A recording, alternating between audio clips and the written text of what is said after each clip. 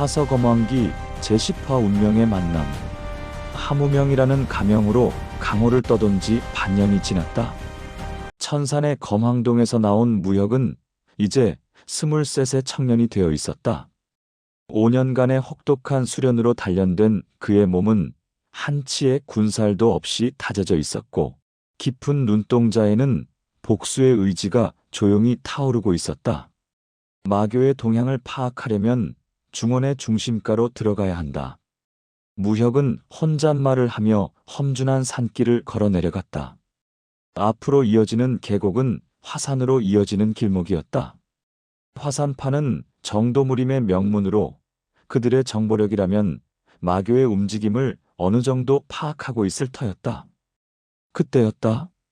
앞쪽 계곡에서 격렬한 무기에 부딪히는 소리가 들려왔다. 무혁은 발걸음을 멈추고 귀를 기울였다. 분명 누군가 교전 중이었다. 그리고 그중 한 사람의 무공은 상당한 수준이었다. 흥미롭군. 무혁은 몸을 낮추고 소리가 나는 쪽으로 조심스럽게 다가갔다. 계곡 아래 넓은 공터에서는 한 명의 청년이 6명의 흑이인들과 맞서고 있었다. 그 청년의 검법이 무혁의 눈을 사로잡았다.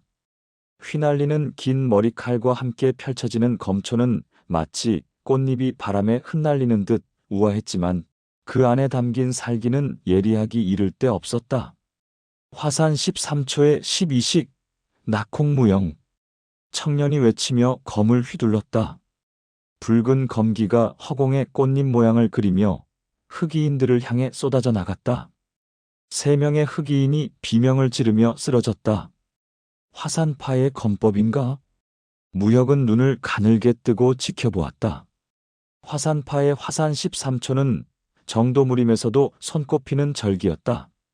저 청년의 나이는 자신과 비슷해 보이는데 벌써 화산 12초의 12시까지 구사한다는 것은 범상한 재능이 아니었다. 하지만 흑이인들도 만만치 않았다. 남은 3명이 진을 바꾸며 청년을 애워쌌다. 그들의 무공에서는 음침하고 사악한 기운이 흘러나왔다. 마교의 무공이로군. 무혁의 눈빛이 차갑게 변했다. 독고천마와 그의 일당들을 추적하던 중 마교도들과 마주친 것이다. 이것은 우연이 아닐 터였다. 흑이인 중 한 명이 기괴한 발성을 하며 검을 휘둘렀다. 검신에서는 검은 기운이 뿜어져 나와 청년을 향해 달려들었다. 마혈신공, 조심하십시오. 무혁이 소리쳤지만 이미 늦었다. 청년이 그 검은 기운에 스쳐 지나가며 왼쪽 어깨에서 피가 솟구쳤다. 젠장, 마교의 사특한 무공 같으니. 청년이 이를 악물며 뒤로 물러섰다. 하지만 흑이인들은 기세등등하게 다시 포위를 좁혔다. 무혁은 더 이상 지켜보고 있을 수 없었다. 허리에 검을 뽑아든 그는 바위에서 몸을 날려 공터로 내려갔다. 누구냐? 흑이인들이 놀라며 무혁을 향해 검을 겨누었다.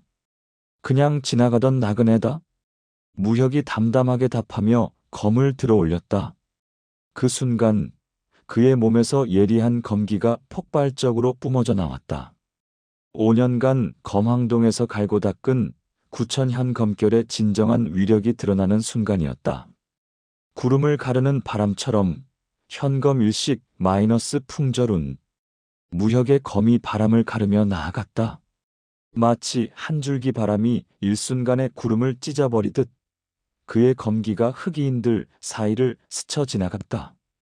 흑이인들은 무슨 일이 일어났는지도 깨닫지 못한 채 그대로 쓰러져 버렸다.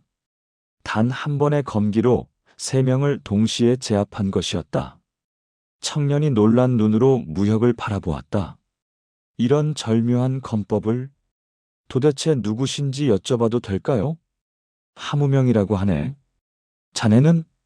무혁이 검을 거두며 물었다. 청년이 깊숙이 절을 올렸다. 화산파 6대 제자 유소봉입니다. 목숨을 구해주신 은혜에 평생 잊지 않겠습니다. 유소봉이라. 화산파의 차세대 검선이라고 들었는데 과연 소문이 헛되지 않았군. 무혁이 고개를 끄덕였다. 유소봉의 이름은 강호에서도 제법 알려져 있었다. 화산파 장문인 현공진인의 수제자로 젊은 나이에 이미 화산 13초를 거의 완성에 가깝게 익혔다고 전해졌다. 하지만 마교도들이 왜 자네를 노렸을까? 화산파와 마교 사이에 무슨 일이 있었나? 무혁의 질문에 유소봉의 얼굴이 어두워졌다. 실은 마교에서 우리 화산파에 이상한 제안을 해왔습니다. 혈마검존 독고천마가 직접 사자를 보내어 화산파와 손을 잡자고 했습니다. 독고천마가? 무혁의 눈빛이 번뜩했다. 부친의 원수인 독고천마의 이름을 듣는 순간 그의 가슴 속에서 복수의 불꽃이 다시 타오르기 시작했다. 우리 사부께서는 당연히 거절하셨습니다. 하지만 그 뒤로 화산 주변에서 이상한 일들이 벌어지기 시작했어요. 제자들이 하나둘씩 실종되고 오늘처럼 마교도들이 나타나 습격하고 유소봉이 주먹을 불끈 쥐었다. 그래서 사부님의 명을 받고 마교의 동향을 조사하러 나온 것인데 오히려 제가 습격을 당할 뻔했습니다. 무혁은 깊게 생각에 잠겼다. 독고천마가 화산파와 손을 잡으려 한다는 것은 심상치 않은 일이었다. 마교가 정도무림의 명문과 손을 잡는다는 것은 그들이 뭔가 큰 계획을 세우고 있다는 뜻이었다. 유소봉, 자네도 마교를 조사하고 있다면 함께 가지 않겠나? 무혁이 제안했다. 유소봉은 잠시 망설이더니 고개를 끄덕였다. 좋습니다. 하지만 하영님의 정체를 좀 더 알고 싶습니다. 방금 보여주신 검법은 제가 아는 어떤 유파의 것도 아니었거든요. 내 검법은 스승 없이 스스로 터득한 것이네. 무혁이 애매하게 답했다. 아직 자신의 정체를 밝힐 때는 아니었다. 두 사람은 계곡을 벗어나 산길을 함께 걸었다. 해가 서산으로 기울어 가는 중이었다. 그건 그렇고 마교에서 왜 하필 화산파에 손을 내밀었을까요? 유소봉이 궁금해하며 물었다. 아마도. 무혁이 잠시 말을 멈췄다. 화산파의 무언가가 그들에게 필요한 모양이군. 무언가라면? 화산파에는 특별한 비급이나 보물이 있지 않나? 마교가 탐낼 만한. 유소봉의 얼굴이 순간 굳어졌다. 그는 무혁을 날카롭게 바라보았다.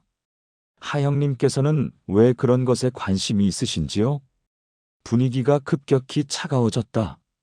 무혁은 자신이 실수했음을 깨달았다. 너무 성급하게 정보를 얻으려 했던 것이다. 그때 저 멀리서 말발굽 소리가 들려왔다. 그리고 그 말발굽 소리는 빠른 속도로 이쪽을 향해 오고 있었다. 유소봉과 무혁이 동시에 몸을 숨겼다. 곧이어 검은 말을 탄 기사 하나가 나타났다. 그자의 등에는 핏빛 깃발이 꽂혀 있었다. 마교의 전령이군. 무혁이 작은 소리로 중얼거렸다. 전령은 잠시 멈춰 서서 주변을 살펴보더니 땅에 떨어진 흑이인들의 시신을 발견했다. 그의 얼굴이 일그러졌다. 누군가 우리 사람들을 죽였군. 독고천마님께 즉시 보고해야겠다. 전령이 다시 말을 몰아 사라져갔다.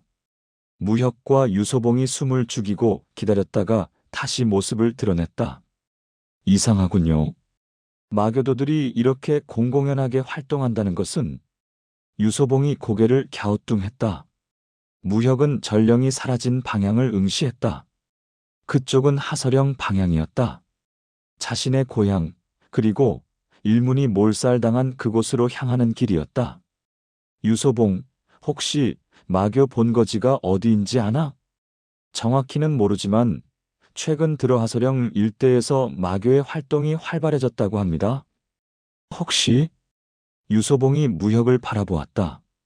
무혁의 얼굴이 창백해져 있었다. 하형님, 설마 하서령과 관련이 있으신 건 아니겠죠? 무혁은 대답하지 않았다. 하지만 그의 주먹이 조금씩 떨리고 있었다. 독고천마가 아직도 하서령에 있다는 것인가? 그렇다면 부친의 무덤 앞에서 복수를 이룰 수 있을 것이었다. 유소봉, 나와 함께 하서령으로 가겠나? 무혁의 목소리에는 이제까지 없던 절박함이 묻어났다. 물론입니다. 하지만 그 전에 유소봉이 말을 멈추고 무혁을 똑바로 바라보았다. 하형님의 진짜 이름을 알고 싶습니다. 함께 위험한 길을 가는데 서로를 모른 채 갈 수는 없지 않겠습니까? 무혁은 긴 침묵 끝에 입을 열었다. 내 이름은... 그때 갑자기 하늘에서 거대한 검기가 쏟아져 내렸다. 두 사람이 재빨리 몸을 피했지만 그들이 서 있던 자리는 깊게 패여 있었다. 크크크, 우리 사람들을 죽인 자들이 바로 너희로군. 음침한 웃음소리와 함께 하늘에서 한 명의 인물이 내려왔다. 그는 전신을 검은 옷으로 감싼 채 손에는 핏빛 검을 들고 있었다. 무혁과 유소봉의 얼굴이 동시에 굳어졌다. 그자에게서 뿜어져 나오는 살기는 상상을 초월했다. 마검왕 소요천. 유소봉이 경악하며 외쳤다. 독고천마의 수제자이자 마교 금색이 최고의 검제라 불리는 소요천이 직접 나타난 것이었다.